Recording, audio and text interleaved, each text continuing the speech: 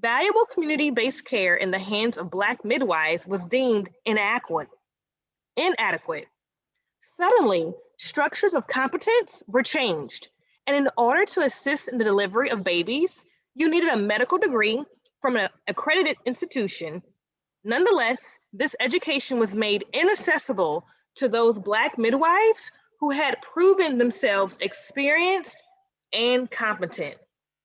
Further, people of color were experimented on without their consent.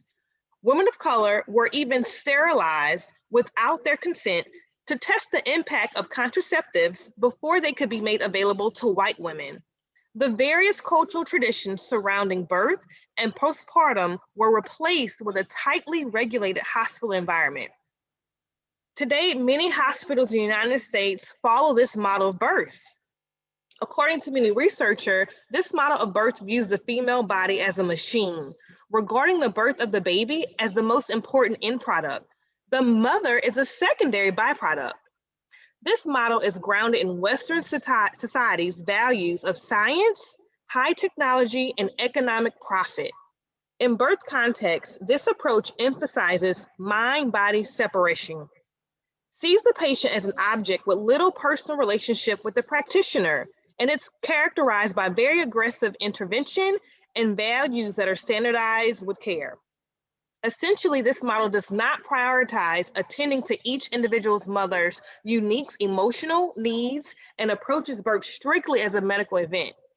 So it can sometimes be very hard to recognize colonial power structures because they have become so well established. Decolonizing birth is not about getting rid of hospitals or demonizing the medical model of care. In fact, medical interventions and environments can be life-saving for some, but instead it has been very mistrusting.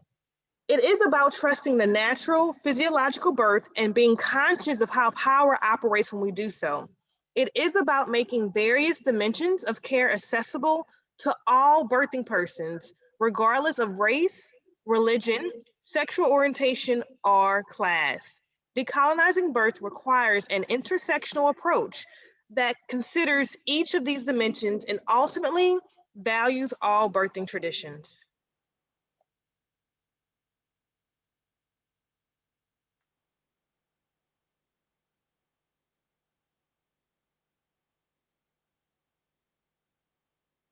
We are very fortunate that we have a few of our presenters live today for panelists, so we're able to take some Q&A for them as well. Popova, if you could take yourselves off mute, how might your experiences with birth justice, birth equity, and birthing people align with or differ from those panelists of videos that we've recently seen? Hello. Hi, this is Idoak. Can you hear me? Yes, we can. Hello, I'm here located in the United Kingdom, London. And first of all, thank you for having me. And it's lovely to be among some wonderful panelists. And I found both videos very inspiring and yes, definitely inspiring and very true to what has been said. Based in the United Kingdom, yes, we are all, how I find it with my work as a therapist and a doula, I more or less do more hands-on therapy, which is massaging, which I feel it's really important, or I feel I'm able to reach out to more women on a regular basis. And I feel it's really, oh, I'm just reading the notes. Can you hear me? Yes. Yes. So I feel that it is really about helping women really connect with their bodies and kind of go within rather than go outside. And once they start listening within, they're able to really, they feel confident and start recognizing the power within. So I feel that's key in my work as I do in my therapy space, which is an extension of my doula work. And that kind of comes on a one-to-one basis for longer duration working with a birth client. You know, I tend to spend more time with her and explore her needs and just help her kind of piece together her journey, that she is able to have clarity, which will then give her confidence. So I think no matter what continent you're in, I think we all have some kind of same rhythm, because birth has a rhythm, has a cycle, and it's about, you know, connecting with yourself and exploring and just being who you are. And I think we're all connected in that way. I don't know. I hope that answers the question to a degree.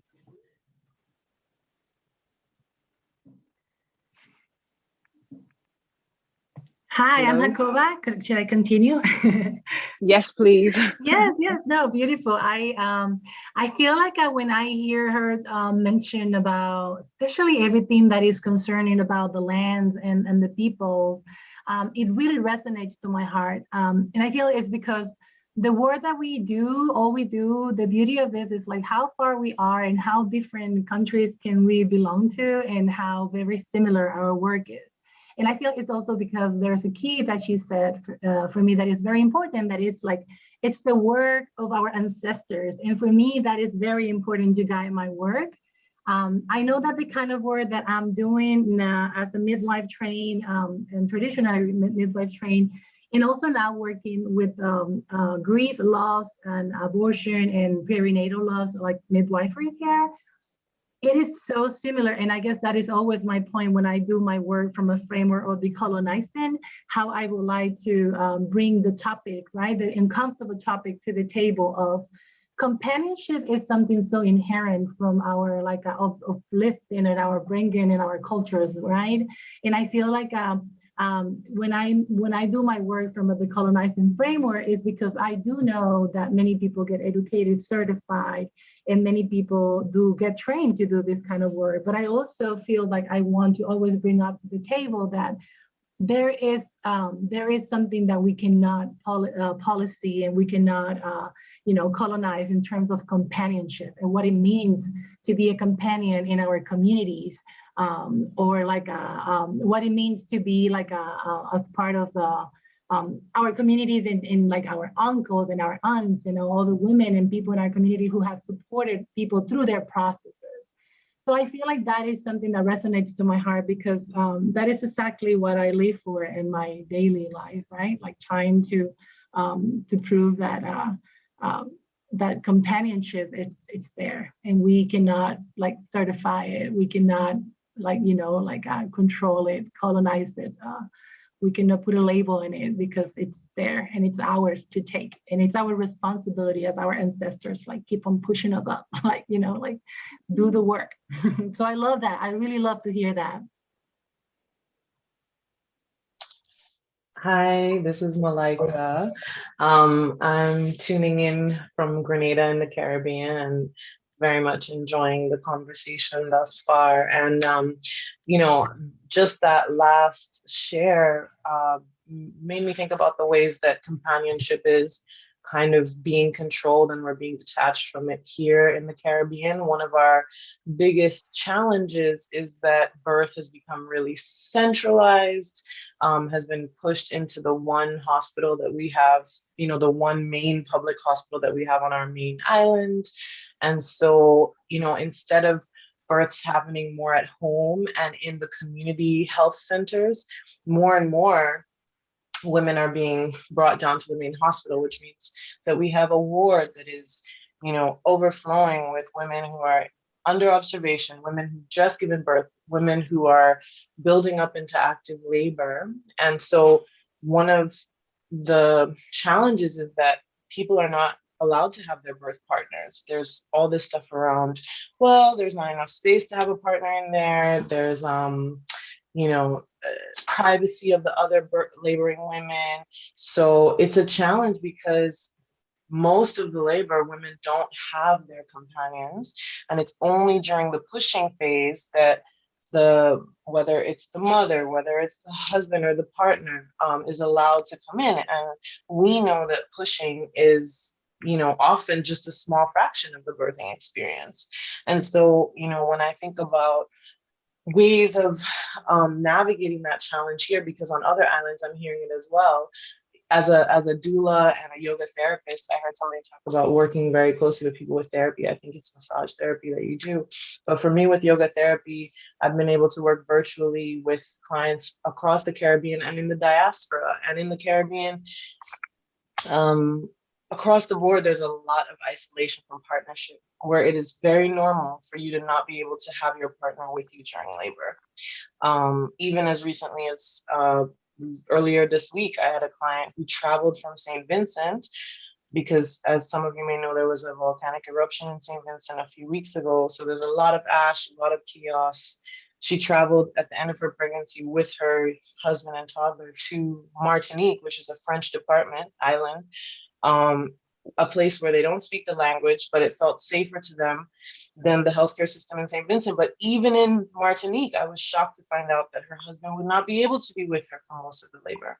So, you know, that companionship that is such a normal, natural part of the process is being disrupted, and it's to the detriment of these institutions, because we know that births, they can last longer, they can have more interventions if we do not have support. And we're also putting all this pressure on nurses and midwives who are overloaded in the hospital. So one of the suggestions that I have is, if we are kind of working with the space that we have now, then maybe we need to have some on-staff doulas in the hospital system, so that their main focus is on that kind of, you know, physical, emotional support for birthing families, and not put the burden of that on nurses who are already overextended.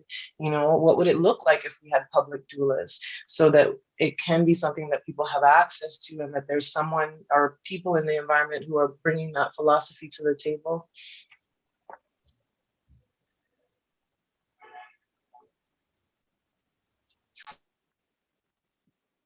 Very amazing points. You raised so many important topics that we could actually speak on for days and weeks and months and have them be their own conference themes. But really continuing on that spectrum of companionship, overburdening the healthcare workers, including yourselves, and how that impacts the birthing person.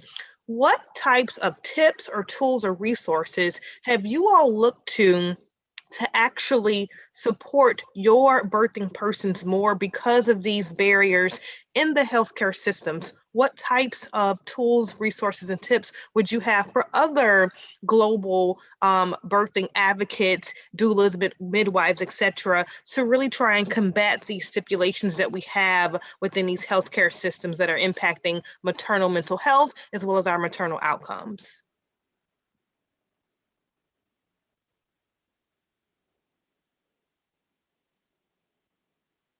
Ms. Udak, you want to start if you can? Well, actually, in the United Kingdom, there has been a program with some hospitals actually working alongside doula.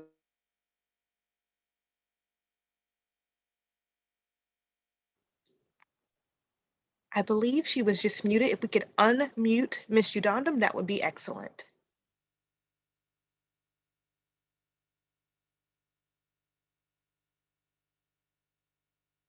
I believe she is still muted. If we could unmute Mrs. Udandam, please.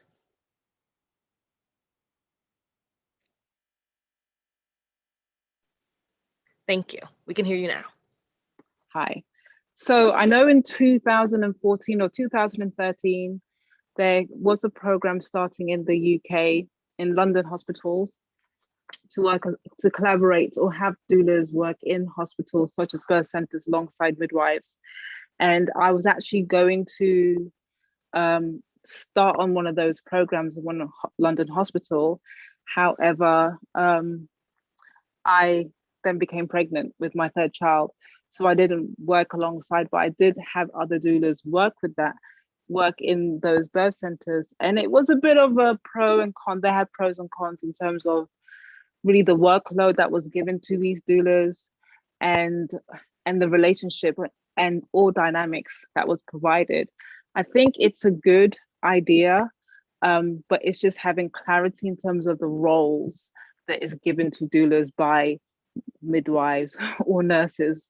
It's really how you define the role of a doula in correlation with, you know, midwives and nurses and doctors.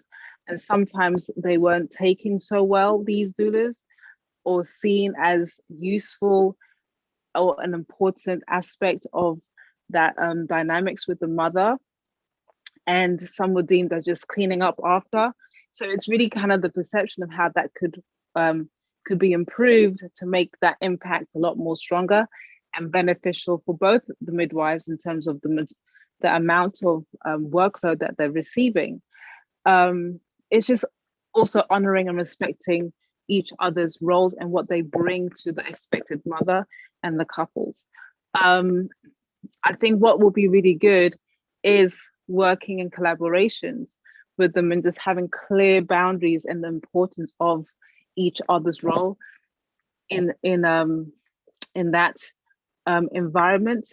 But it just depends. It depends. I don't know how it works with other parts. I know in London it did work, and I'm not sure whether it's still continuing, but it's a pro and con, you know, dynamic, because doulas are kind of bringing a holistic element to it. They're bringing the emotional, sorry,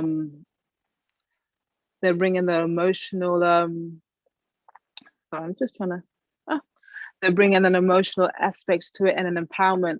And sometimes some midwives may feel that's a bit of a clash to what they're trying to achieve with the women. So I don't know, London here can be quite challenging and quite, the infrastructure it's very controlling and very hard, but ultimately it's also the expected mother, how she feels and who she feels safe and secure with. Because I do feel some women, even though they have this idea that they want to be natural, they want to have natural births, they've been conditioned for so long to not even to give their power to a lot of medical systems. And then when it comes to the crunch, they fall, you know, in the hands of a lot of these doctors, because it's like a cascade of effect. If you go into hospital, then this happens, the intervention, you'll overdue, all these happens, and they lose a clarity and understanding because they're in that institute. And it's just some kind of habit that sometimes they haven't yet broken out of during their pregnancy, or maybe just not having the confidence, whatever it is. But sometimes it's also the dynamics between the expected mother feeling as confident to really follow through. Not all the time, but sometimes it can happen. Any thoughts on what's happening around the world as well?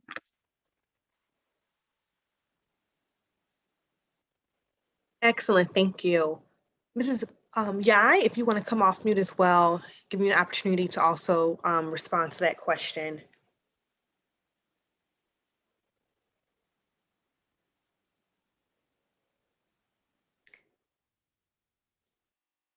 Host, will you please unmute Ms. Yai for me?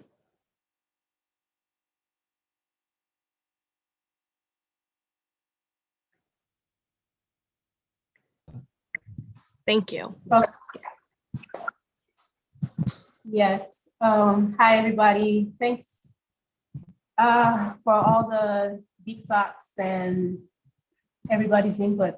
So yeah, I've been listening to everyone, and a common thread is that the infrastructure is hard, and that's one of the reasons why I brought up the difference between people who are living in indigenous areas versus people who are living like settler colonial areas, which is what the United States is. So places like here, West Africa, where I am, where most of the people who are population is indigenous to the land,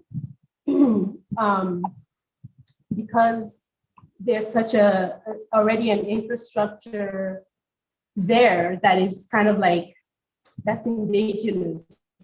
So even though there is the government and different things that are more colonial and are and have that infrastructure there of the hospitals, the clinics, and different things, people are still very tied to the indigenous infrastructure. And so there's more of a, you can see it too, because people are less afraid of birth. People are more used to home births or just unmedicated births. Even if like some places, C-sections are free, but people still like are not going to the free C-section. They'll still prefer to have vaginal births because that's what works for them. That's what they know, and that's what they're used to. And so, I don't know, I feel like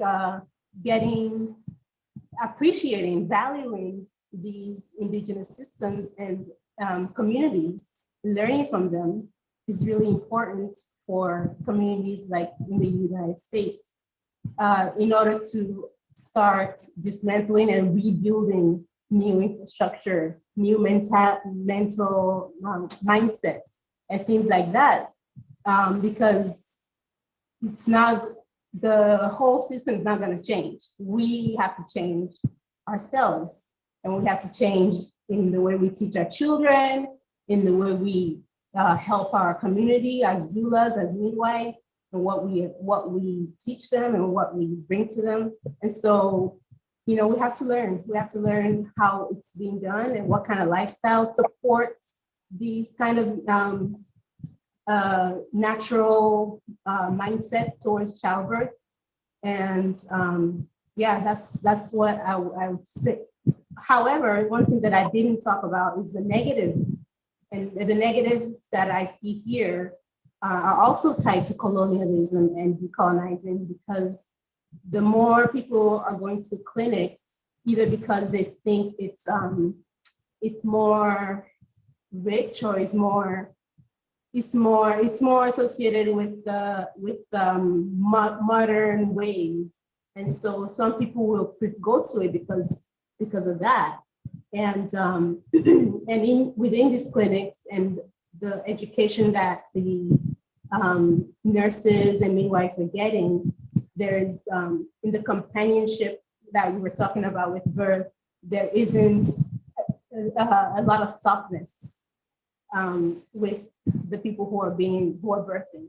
It's actually very like, there's no softness. There's no like, oh, rubbing your back. There's none of that.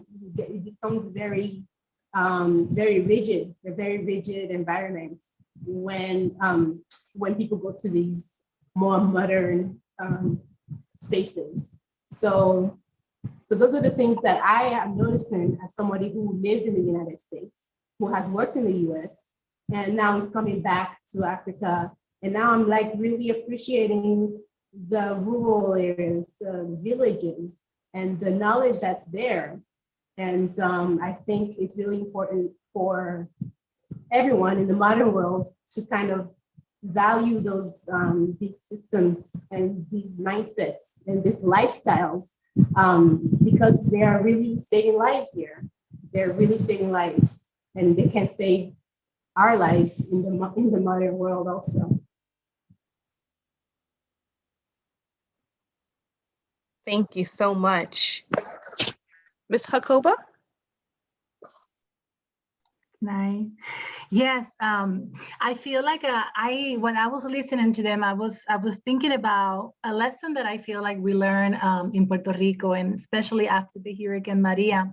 I couldn't stop thinking about how our diaspora and our island, like it's so similar, like how we live in the island and how we live outside of the island, living with the same fears and the same, colonized mentality, especially when I'm talking about Puerto Rico.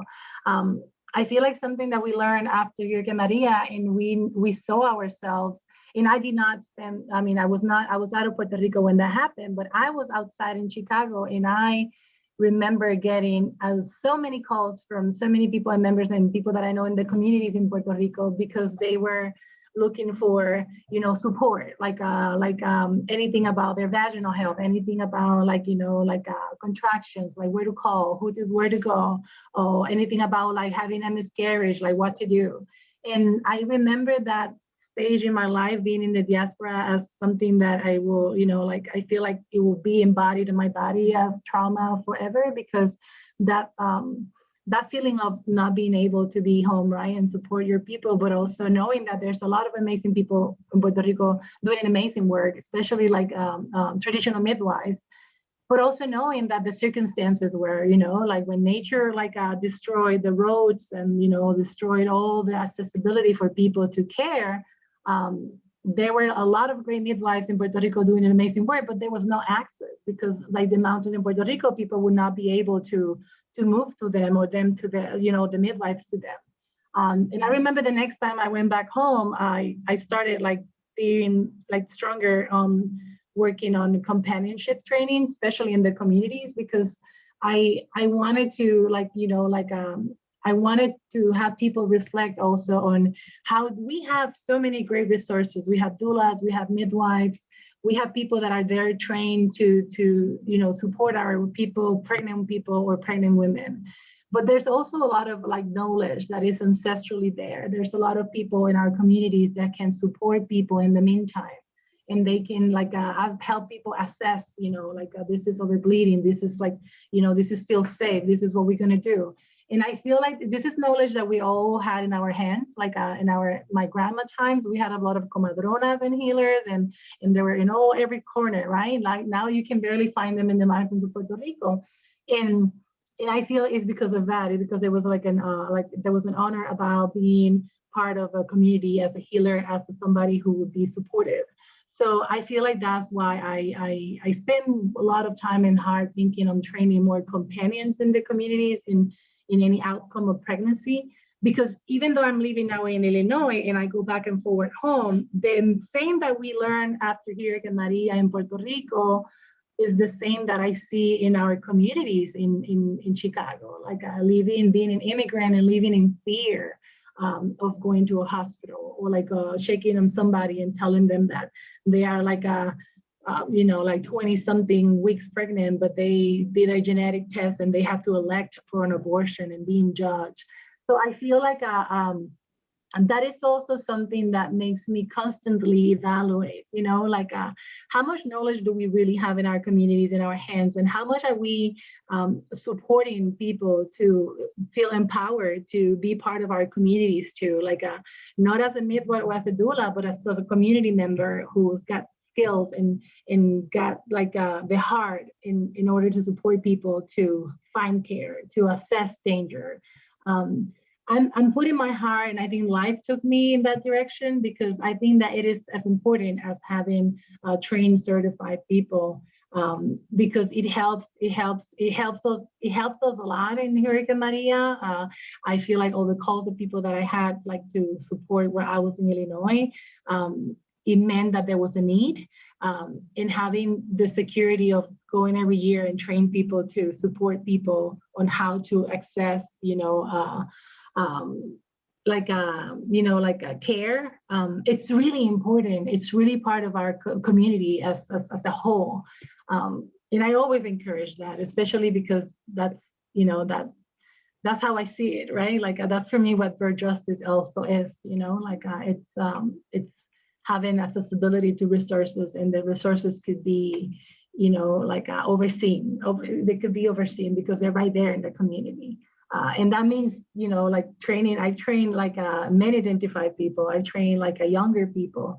And I feel that's beautiful when you see younger people interested on getting to know how to assess, infections or how to support people in the process. Or I think that is beautiful because it's also become intergenerational, and that is what is going to save us at the end. When we see this work as something that it belongs to us all, and it belongs to the people who care about you and want to support you in the process. So, yeah. Yeah.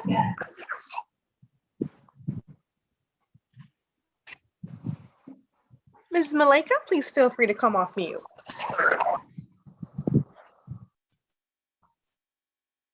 Hi, yeah. Yeah, I'm just taking it all in. I think, one of the big next steps for us here in the Caribbean, because our islands are very different, we at Puerto Rico, and we have, so many Trinidad and Tobago is just south of us in Grenada. They have 1 million people. We only have 100,000 here in Grenada. You know, our situations are very different. And, you know, in terms of that indigenous knowledge, everyone, well, most of the populations in the Caribbean were brought here, right? And so we have generations of legacy with this land, though, and that feels like it's, you know, definitely a missed opportunity. There is a lot of disconnect between intergenerational knowledge and current information. And sometimes the reality is what we know as evidence-based now, and even what has probably been used traditionally, there's conflicting information. So, you know, I definitely have clients who are struggling to keep up breastfeeding because they're being met with all kinds of information from their grandmother, from their auntie, who's saying, well, give the child some sugar water, or, you know, my dear mother-in-law really wanted me to give my 3-month-old custard, which is essentially milk, sugar, and a bunch of other nonsense. And that to her was like what we do with our children. So it is also complicated. And if we're not having these dialogues openly, if we're not prioritizing really coming together and parsing through the information and creating spaces for families to make sense of all the input they're taking in, even just from the variety of websites that we have access to. We have access to more information than ever before. And so how do we create these spaces of connection where it's not just the experts who knows, but it's the community who knows? And, you know, one thing that I've found, what led me into birth work was my work as a yoga teacher initially. You know, my parents and I opened the only yoga studio here that is not based at a hotel. And the one of the main times that people would recommend people to yoga is when they were pregnant. And early on, I realized that my session was the only thing that these people had except for their checkup at the doctor and their ultrasound. And so that really led me into looking at how do I create support, and then the question of what knowledge is already here, because I don't want to have to import, you know, red raspberry and things that don't grow here necessarily. I also want us to, you know, do the research. So that's the point I wanted to make, is like the role of research in all of this for us as practitioners. And for those who are interested in research specifically, I would love to be a part of collating information locally here in Grenada, but also across the islands, to find out what do birthing people really want. So the big question, as I referred to before in the public hospital here, is you can't have your birthing partner with you in the labor room, which is really just an examination room, 3 beds with curtains. You can't have your birthing partner there because of the privacy of the other women. But did we ever really ask the other women whether they would rather everybody have access to a birth partner or have privacy? Because we say it's about privacy, but then in order for people to be with their partners and in order to move labor along, they just tell women walk. So they send them into the hall, which is in front of the main elevator bay. The main stairs are behind. People are coming and going and giving commentary as well. I've definitely been like massaging a client's feet after she's exhausted and needs a moment to just, deregulate. And somebody walking by and saying, that woman needs to walk, man. So that we say it's about privacy, but then we're sending our women into the hallway, which is also the shared hallway with the mortuary, which is just a twisted life, birth and death comparison, but it's hard. You know, that is really difficult. And so, you know, I think research is such a key thing, because a lot of these policies claim to be based upon what women need, but have we asked and have we really done the research to find out if that is the case? And research can look all kinds of ways, right? It can be qualitative, it can be quantitative, etc. So yeah, those are some of the things that come to mind for me in relation to just the last few things that were said. I think it's really interesting that you say that had the women been asked, because the local, when it comes to, like, when we're talking about decolonization, those are the kind of questions we have to ask and we have to go into, because a lot of times these laws, these rules are not, they don't involve the local people. They don't involve people. It's just people following what has been done in the West, or it's people following protocol that was made by politicians or people, anyone but the people who are actually involved in the process. So those are things that we definitely have, those are questions we have to ask all over the world.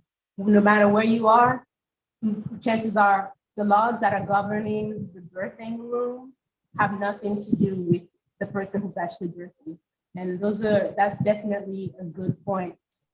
And the other points that were made earlier, that's one of the reasons why I ended up leaving midwifery in the United States and supporting the knowledge, because I was seeing that even though more women of color were getting into trying to become midwives, but a lot of their clients were not people of color. Most of their clients were white women, and families. And so to me, I started to see the need for that mindset for people to actually want that home birth, and for people to actually not only want it, but feel like they could actually do it. So that's also important. You're very right about that. Like getting knowledge to the people, not necessarily getting more midwives. That's great, but also getting knowledge to the people so that they will ask for midwives. They will go to midwives, and they would be more comfortable with home births and things like that. So that's part of the reason why I came back. One, to support midwives in the diaspora, midwives of African descent, to support them in their mental health, because coming here is it's a break. It's a mental break for people, for especially people in the United States. Black women in the United States leaving to come to Africa, it's a whole thing. It's a cultural, it's a relationship with Africa. It's like a mental break from the whole whiteness of the United States. So I wanted to support them, but I also wanted to support the indigenous knowledge here, because the track is that people don't value indigenous knowledge. And so these knowledges of the herbs that are indigenous to here, that people use, they're being lost. And so unless people start to value them, and that's what's beautiful about people coming here, is that people here see that, oh, people are interested from all the way, in the West, people are coming here to learn from us, so that kind of helps the whole value system. It helps decolonize our value system. And so those are the kind of things that I'm glad that people brought that up, and that it's definitely very important. It's part of what I am doing. It's part of what I would love to support other people in doing, and in learning more about other people doing it in different places, Grenada and other places. The point you brought up about the break from the United States, I mean, I've been seeing that for years.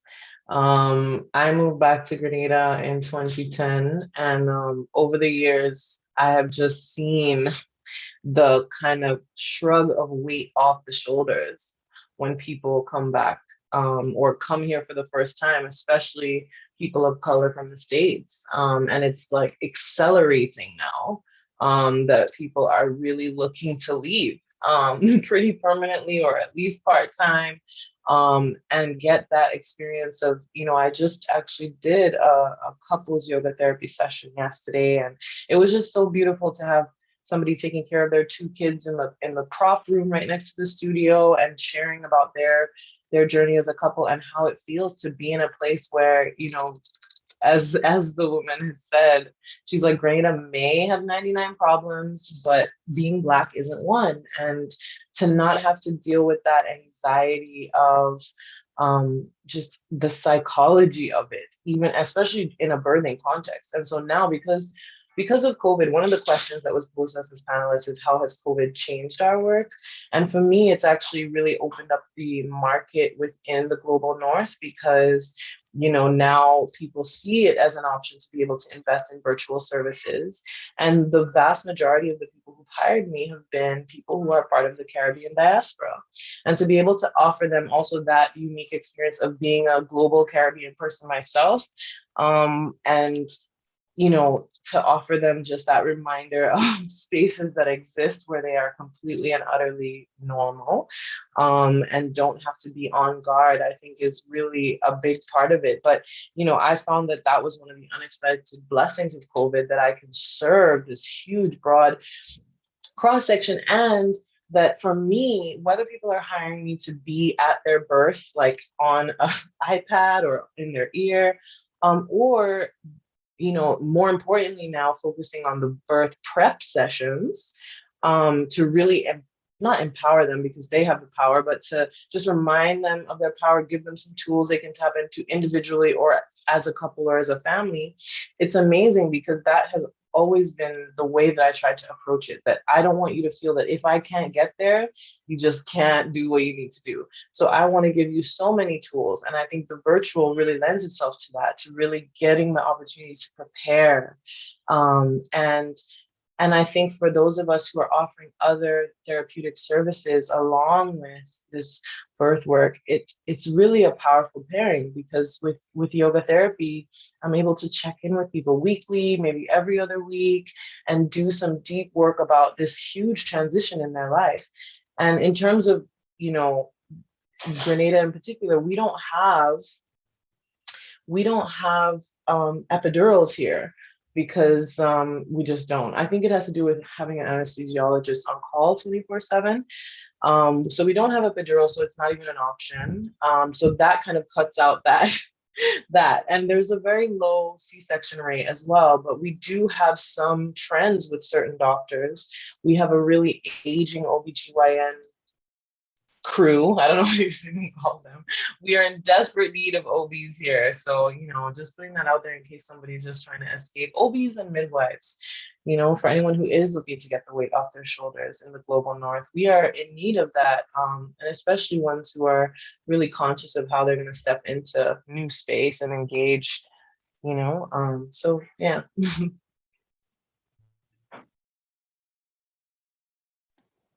Thank you so much. What amazing, rich discussion around birth equity, maternal mental health, advocates, doula, midwifery, and really making the birthing process holistic from birth until the rest of the life course.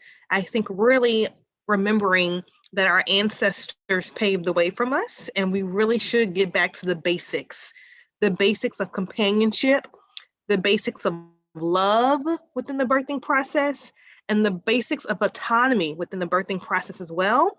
And we're going to see a reduction in so many adverse perinatal outcomes when that takes place.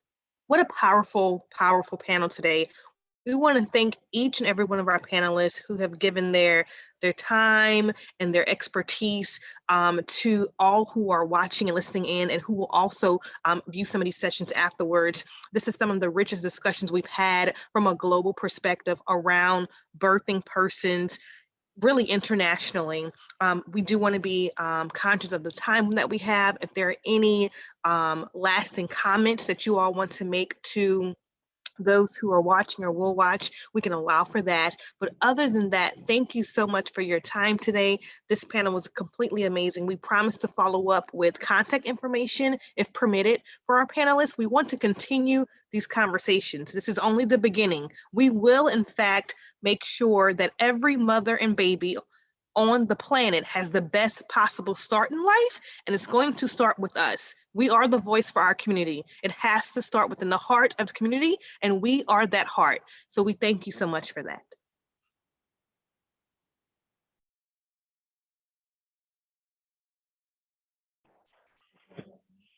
Hello, everyone, and thank you. Today was such an amazing day. It was so filled with love and just such a restorative conversation for each of us.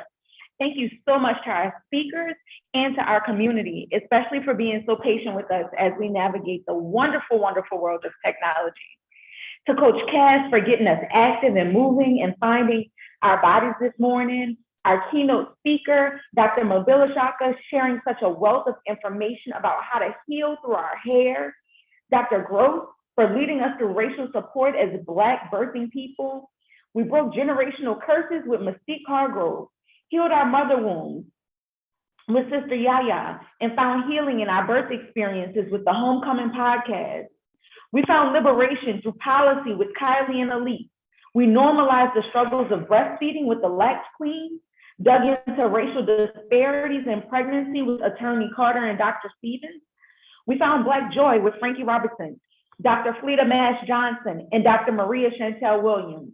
We explored maternal health and learned that we all have what we need within ourselves from a global perspective with our wonderful global panelists who closed us out today. Thank you so much.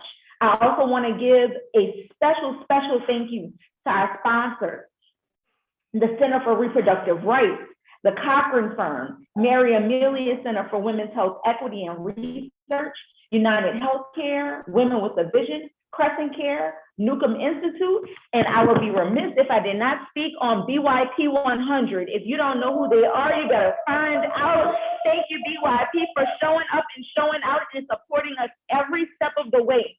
We are a small organization, but we're doing mighty, mighty work, and we appreciate each of y'all. Get some rest tonight, eat some good food, and we look forward to seeing you all on tomorrow. Good night.